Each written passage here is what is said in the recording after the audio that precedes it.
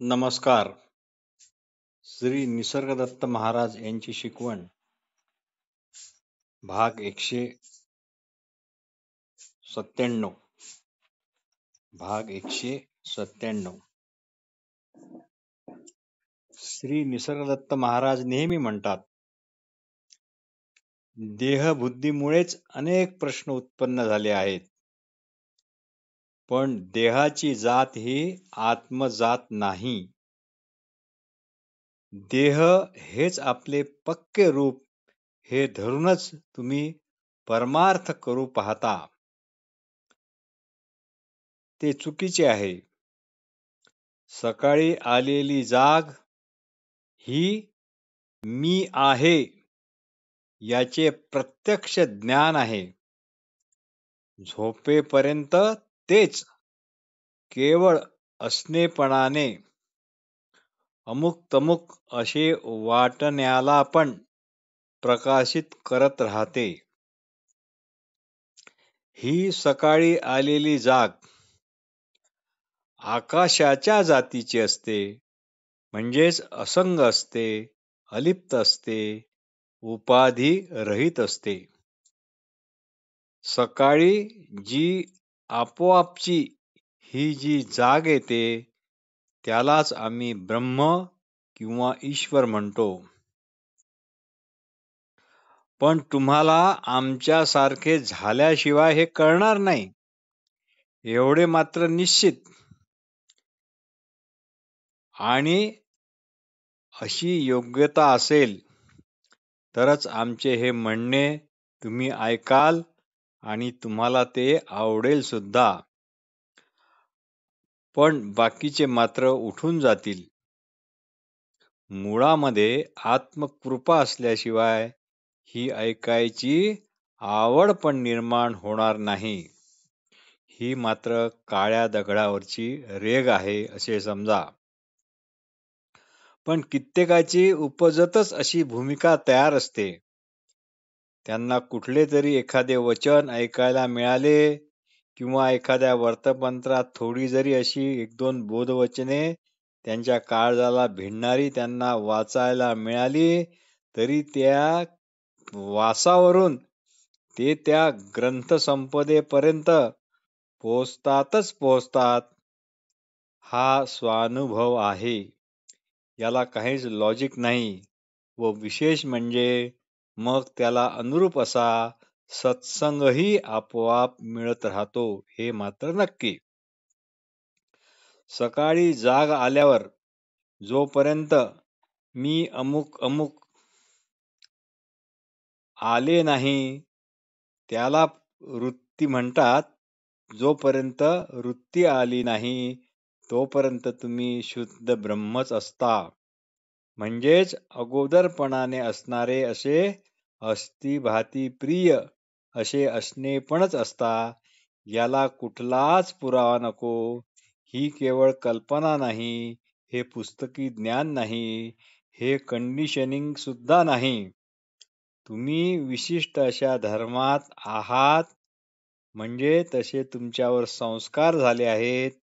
तुम्ही वेगळ्या धर्मात असते तर वेगळ्या पद्धतीचे संस्कार झाले असते आणि तुम्ही वेगळ्या प्रकारचे स्वतःला म्हटले असते.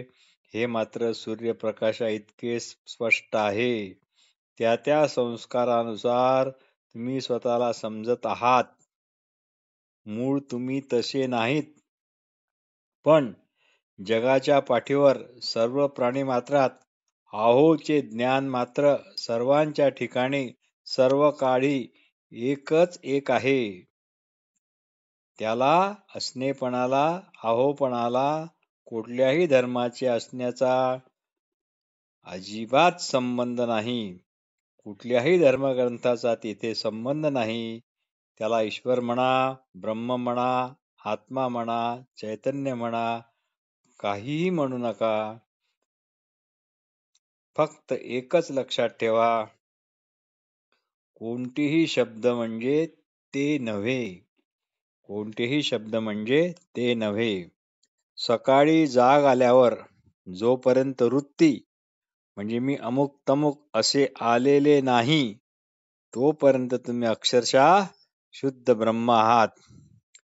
वृत्ती आल्यावर वस्त्र सावरले की स्त्री आणि न सावरले की पुरुष असा भेद न कळत संस्कारामुळे एका निमिषात येतो आणि मग लगेच देहवृत्ती पकडली जाते. मग पुढचे सर्व संस्काराप्रमाणे वागणे होत राहते. आपण असल्याचे ज्ञान सकाळी निमिषभर का होईना पूर्णतः चेतन होते. ते वस्तुतः आत्मज्ञानच होय. वस्तुतः आकारहीन ते तुम्हीच आहात. शरीराची निगा राखा, पण मी शरीर असे म्हणू नका. तू असल्याचे ज्ञान तुला जर नाही तर देवाला सुद्धा कवडीचीही किंमत नाही.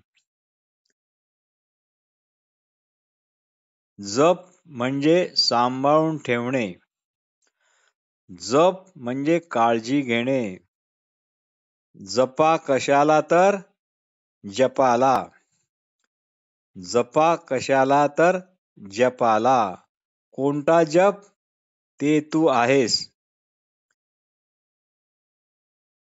मी शुद्ध ज्ञान आहे. हेच जपून ठेवायचे आहे. काहीच करता आले नाही तरी सकाळी जाग आल्याबरोबर त्या जागेला हात जोडा.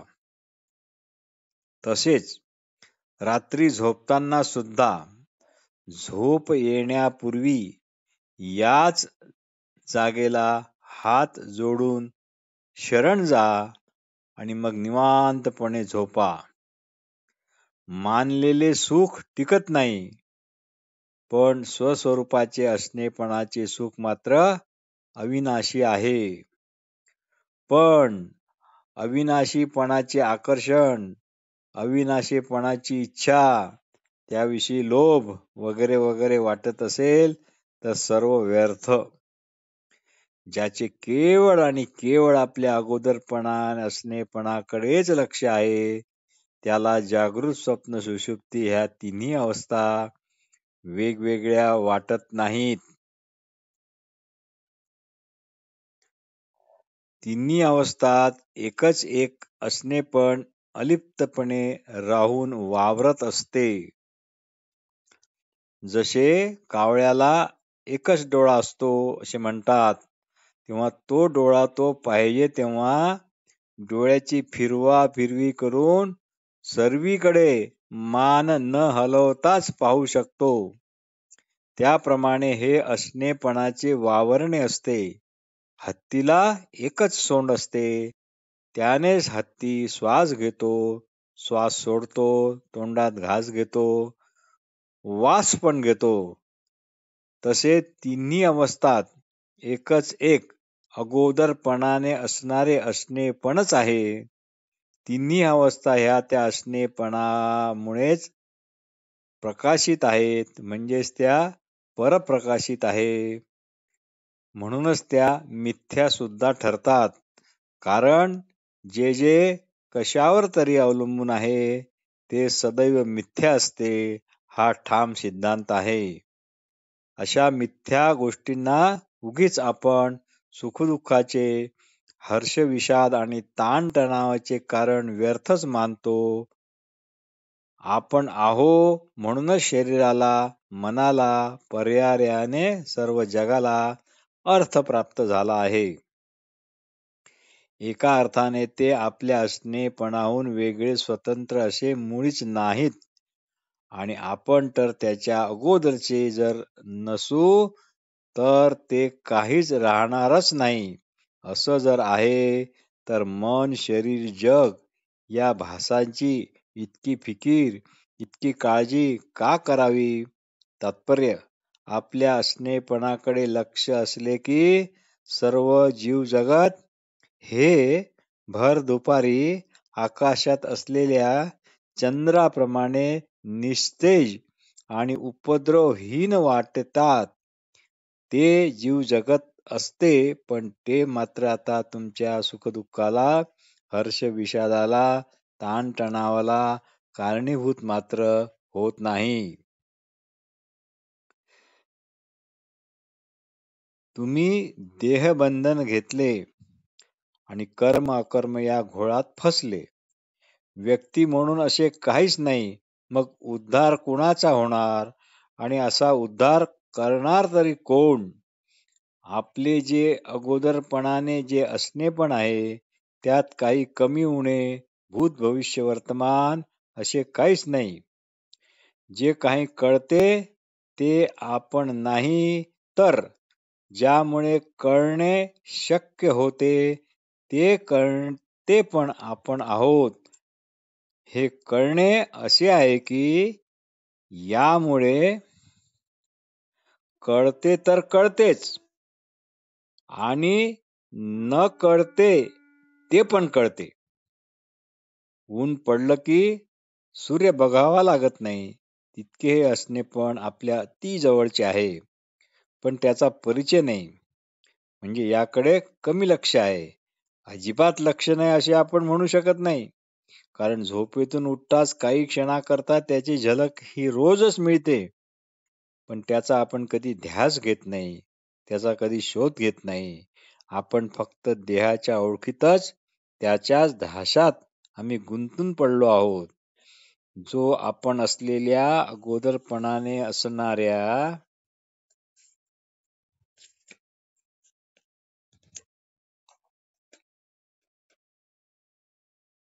असणेपणात आहे. समजा की तो एका अर्थाने तुरीय अवस्थेतच आहे. बरेच जण तुरीय या अवस्थेविषयी फक्त कल्पना करतात. मांडूक्य उपनिषद याला चतुर्थ मन्यते असे म्हणतात. तुर्या शब्द हा मांडूक्य उपनिषदात आलेला नाही. तो शब्द श्री शंकराचार्यांचे गुरु श्री गौडपादाचार्य यांच्या मांडूक्य उपनिषदावरील कारिकेत लिहिल्या गेल्यात प्रथम आलेला आहे. प्रपंचोपशमम शांतम शिवम अद्वैतम चतुर्थ मन्यते सहा आत्मा सा विज्ञेयाः.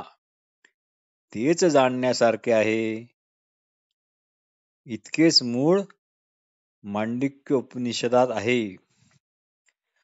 तुर्या शब्दाऐवजी तिथे चतुर्थ मन्यते म्हणून चौथे म्हणून ओळखले जाणारे असा उल्लेख आहे, ज्यात संपूर्ण प्रपंच उपशम पावला आहे, जे निवांत आणि शांत आहे. शिव म्हणजे कल्याणकारी आहे. अद्वैत म्हणजे त्याच्याशिवाय दुसरे काहीच नाही. असे जे सर्व प्राणिमात्रांच्या ठिकाणी त्यांच्या त्यांच्या अवस्थात्रयात अगोदरपासूनचे जे असणेपणाने असणेपण आहे त्यालाच तुर्यावस्था असे म्हणतात. तुर्या अवस्थात्रयात आहे, पण अवस्थात्रय मात्र तुर्येत नाहीत असो. तुर्येमुळे अवस्थात्रय आहेत, पण अवस्थात्रयात तुर्या नाही, कारण तुर्याच्या प्रकाशातच अवस्थात्रय प्रकाशित झालेले आहेत. जो जागृती, स्वप्न आणि सुषुप्ती या तिन्ही अवस्थांना ओळखून जो आपल्या अगोदरपणाने असणाऱ्या असणेपणातच आहे, तो शुद्ध ब्रह्मज्ञानी म्हणावा. संदर्भ आत्मप्रेम ग्रंथ पान नंबर 276. सारांश. देह हेच माझे रूप असे म्हणणे हा गुणमायेचा प्रभाव आहे. वास्तविक काहीच नाही. ती आहे माया. जी काहीच नाही ती आहे माया. दुःखाचा अनुभव असेल तरच सुखाची गरज वाटणार, पण जर दुःखाचा अनुभव नसेल तर? यावर विचार करा. अगोदर तुम्ही आहात. तुम्ही अगोदरपणाने असलेला असणेपणा आहात आणि याचा असणेपणामुळे विचार हे विचार आहे हे पण कळते, आणि याच असणेपणामुळे विचार हे विचार आहेत हे पण कळते, व हे विचार माझे म्हणणारा जो भ्रामक मी आहे, जो भ्रामक विचारक आहे, तो पण कळतो. आता जे ऐकता ते सर्व ध्यानात धरून राहणे हेच सर्वात मोठे ध्यान आहे. आमचे म्हणणे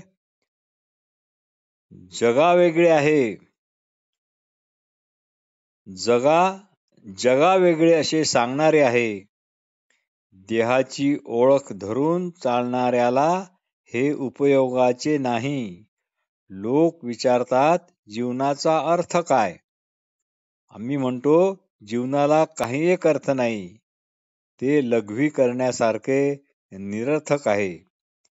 संदर्भ आत्मप्रेम ग्रंथ प्राण नंबर 264. म्हणून फक्त पहा, आत्मज्ञाना इतकी पूर्णता कुठेही नाही आणि देहबुद्धी इतकी अपूर्णता कुठेही नाही. इतकेच लक्षात ठेवा. याचाच शोध घ्या. हाच जीवनाचा अर्थ असे वाटले तर म्हणा. स्वरूपाचे ज्ञान झाल्याने जे मिळते तेच खरे समाधान असते. या व्यतिरिक्त जितकेही समाधाने आहेत ते केवळ मनोविकार आहेत. तुम्हाला दुःख, क्लेश, ताप, संताप जो आहे तो तुम्ही जगाकडे कसे पाहता, जगाला काय समजता यामुळेच होतो आहे. प्रत्यक्ष जगामुळे मुळीच कोणताच त्रास होत नाही. जग जगाच्या ठिकाणी जसे आहेस तसे गुपचूपपणे पडलेले आहे. आपण अगोदरपणाने असणारा असणेपणा आहोत. म्हणूनच नसावे असे कुणालाही वाटत नाही. त्या असणेपणाविषयी आपण प्रेम करतो असे मुळीच नाही. असणेपण हेच मुळात प्रेम स्वरूपच आहे. आपण असल्याचे ज्ञान न जाणू जाताच जाणवते. हे आपण ओळखले नाही, म्हणूनच आपण कायवरच प्रेम करतो. आत्मप्रेम म्हणजे आपण असल्याचे ज्ञान. त्यालाच गुरु म्हणून भजा. मी कोण आहे हा प्रश्न तुम्ही विचारता व त्याचे उत्तर शोधायला जाता. पण मुळात हा प्रश्न विचारणाराच जर नसेल तर कोण कोणाचा शोध घेणार? जे मूळचे अगोदरपणाने आहे त्याच्या ठिकाणी मी कोण, तू कोण असे प्रश्नच पडत नाही. परब्रह्म किंवा असणेपणा याला पुरावा म्हणजे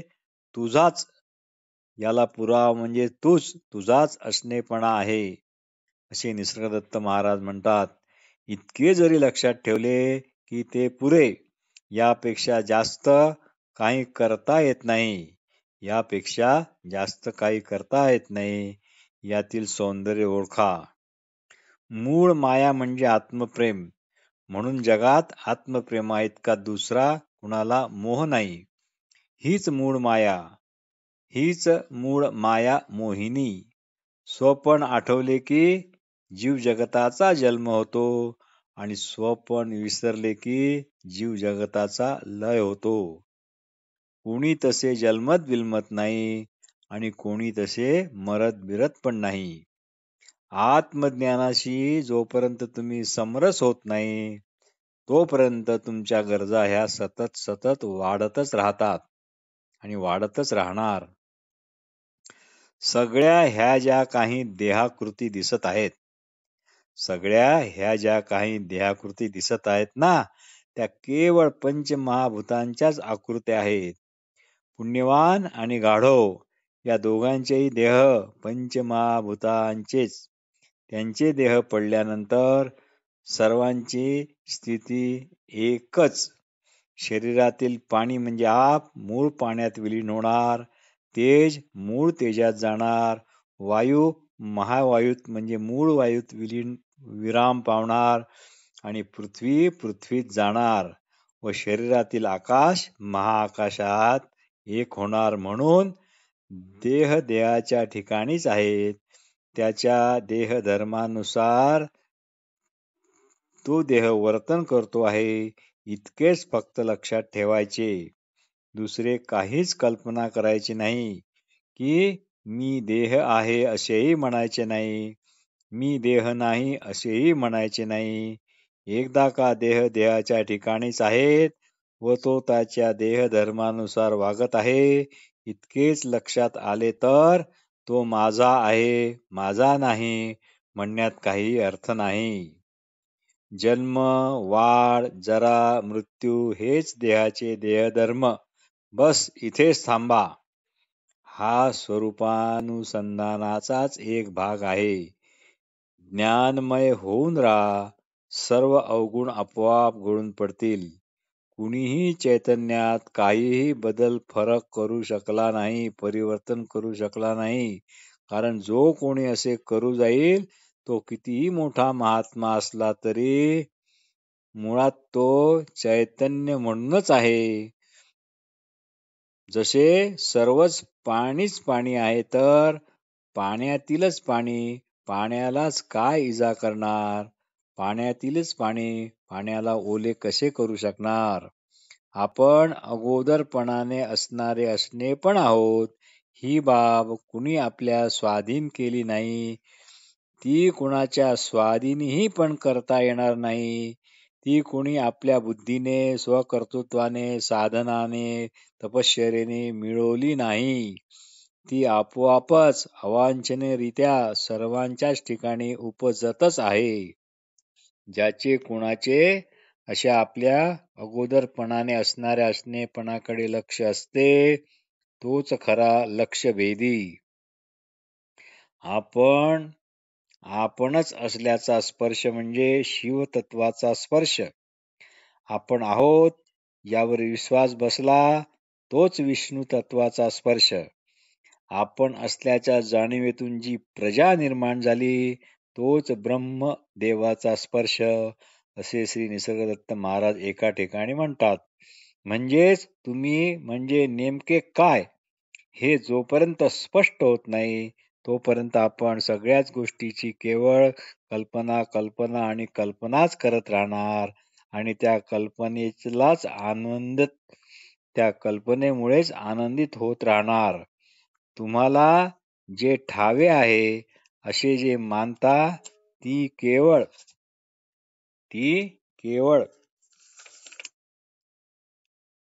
आणि केवळ कर्मणूक आहे. तुम्ही ते ऐकल्याप्रमाणे वावरता आणि त्यामुळे खूप फायदा होईल, काही मोबदला मिळेल असे तुम्हाला वाटते ते पार खोटे आहे. तुम्ही आपल्याला जे काही जाणता, जे काही मानता, मग ते ऐहिक असो किंवा पारमार्थिक असो, ते वस्तुस्थिती पाहता तसे तुम्ही मुळीच नाही. तुम्ही ज्या ओळखीने आज वावरता, आज स्वतःला म्हणवता, ती ओळख अप्रामाणिक आहे. तसे तुम्ही कायम राहू शकत नाही. कायम राहणारे एकच आहे. अगोदरपणे नाही असणारे असणे पण हेच टिकाऊ आहे. बाकी मानलेले, म्हणवलेले, सांगितलेले, ऐकलेले सर्वच्या सर्व अप्रामाणिक आहे, टाकाऊ आहे, टिकाऊ नाही. मूळ स्थानी, मूळ स्वरूपी कोणतीच उमक नाही. मी आहे असेही नाही, मी नाही असेही नाही. अशी स्थिती म्हणजे खरा सत्संग. आनंदाची आणि क्लेशाची जाणीव देणारे तुमच्याकडे असे काय आहे, असे कोणते गूढ आहे, ते तुमचेच तुम्हाला स्पष्ट केले पाहिजे. हे सर्व ऐकून ठेवा. सध्या फक्त ऐकून ठेवा, आठवणीत ठेवा. समजले नाही तरी चालेल. योग्य वेळी जर त्याची सर्वांची आठवण झाली तर हे मात्र तुम्हाला निश्चित कामाला येईल आणि त्याच वेळी याचा खरा अर्थ कळेल. त्याच वेळी हे समजेल. वैतागाला वैराग्य समजू नका. निसर्गदत्त महाराज म्हणतात, तुम्ही भाग्यवान आहात म्हणून हे सर्व तुम्हाला ऐकायला मिळत आहे. संदर्भ आत्मप्रेम ग्रंथ पान नंबर 232. हे सर्व ऐकून आपल्याच ठिकाणी आपण गप्प बसायचे, कुणाला काही सांगून उगीच बुवाबाजी करायची नाही, असे श्री निसर्गदत्त महाराज अन्यत्र म्हणतात. आपले असणे पण कुणा एका व्यक्तीचे नाही, असे व्यक्तिगत नाही, हे पक्के लक्षात ठेवा. ते फक्त असणे आहे, पण ते असे व्यक्तिगत जेव्हा समजले जाते, त्यामुळेच ते अशुद्ध होते आणि तिथे अहमपणा, मीपणा, माझेपणा निर्माण होतो. खरे म्हणजे अहम, मीपणा हा पण एक गूढ भ्रम आहे. यालाच अहमवृत्ती म्हणतात. हे वृत्त नाही, केवळ असणे नाही, असे श्री निसर्गदत्त महाराज म्हणतात. म्हणून मी कोण आहे किंवा आत्मविचार करणे म्हणजे याच अहमवृत्तीचा उगमापर्यंत पोहोचणे होय. जसा इमानी कुत्रा आपल्या मालकाचा शोध केवळ आणि केवळ मालकाच्या किंवा मालकाच्या कपड्यांच्या वासावरून घेतो, त्याप्रमाणे या गूढ अहमवृत्तीच्या वासावरून आपण आपल्यापर्यंत म्हणजे आपल्या अगोदरपणाने असणाऱ्या असणेपणाकडे येऊ शकतो. सर्वांच्याच उगमापर्यंत येऊ शकतो.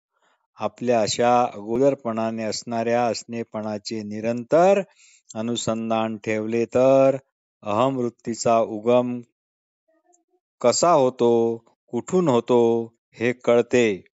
मग या अहमवृत्तीची अवस्था एखादी मिठाची बाहुली समुद्राची खोली तपासण्यासाठी गेली, ती गेलीच, परत वापसच आली नाही.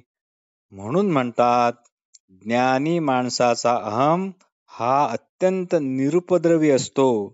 जशी एखादी दोरी जळावी व तिचा आता केवळ सांगाळा जळालेला पीळ दिसावा व तो एका लहानशा फुंकरीत अस्ताव्यस्त होऊन उडून जावा, तसा असतो.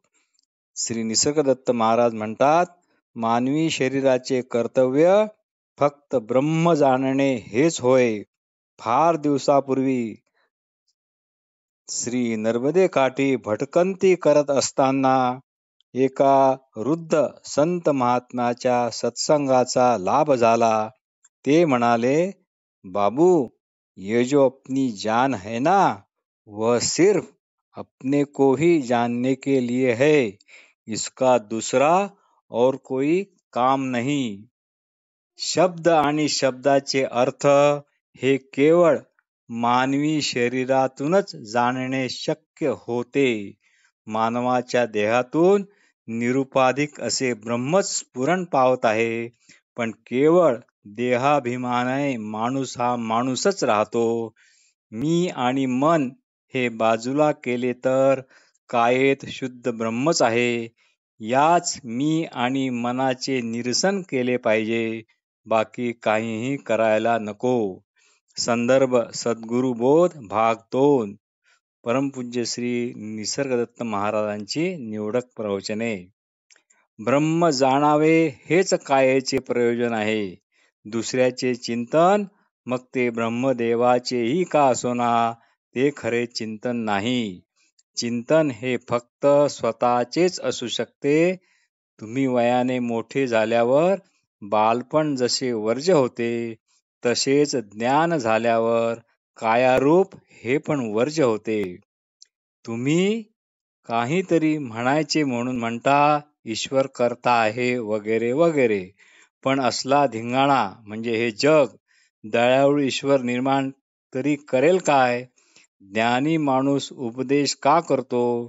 या संदर्भात श्री निसर्गदत्त महाराज म्हणतात, जोरात लघवी लागली तर ताबडतोब जावे लागते आणि लघवी पूर्ण होईपर्यंत तात्पुरते त्या गोष्टीवर प्रेम नसते काय? यामुळे ज्ञानाला लोकांना उपदेश करणे भाग पडते.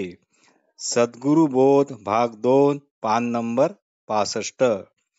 ते म्हणतात, मी असा आहे, या रूपाने तुम्हाला गुणमायेने मिठी मारली आहे. जेव्हा सत्व रज तम हे तिन्ही गुण समबलाने असतात, ती स्थिती म्हणजे मूळ माया. पण ते तसे समबलाने कधीच राहू शकत नाही.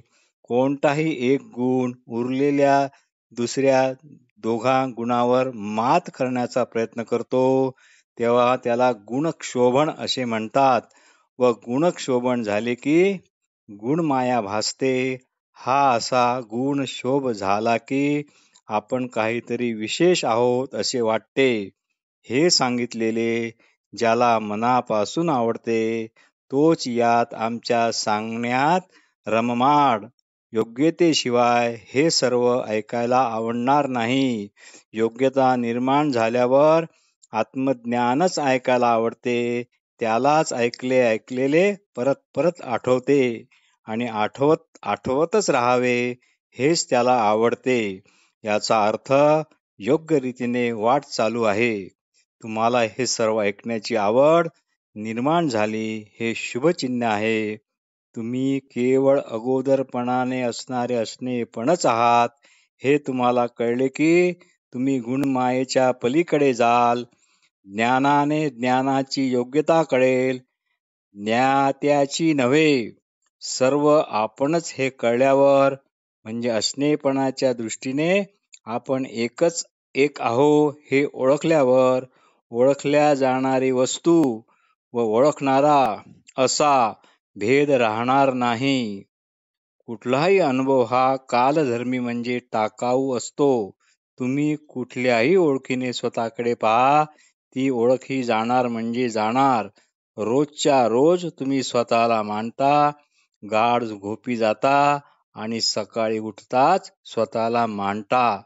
जर समजा झोप जागीच झाली नाही तर तुम्ही तक्रार करणारे पण राहणार नाही, कुणाला तक्रार करणार ते पण असणार नाही. तुम्ही रोज मांडल्या जाता, रोज खंडित होता, परत मांडल्या जाता, परत खंडित होता. म्हणूनच अनित्य अनित्य अनित्य. नमस्कार.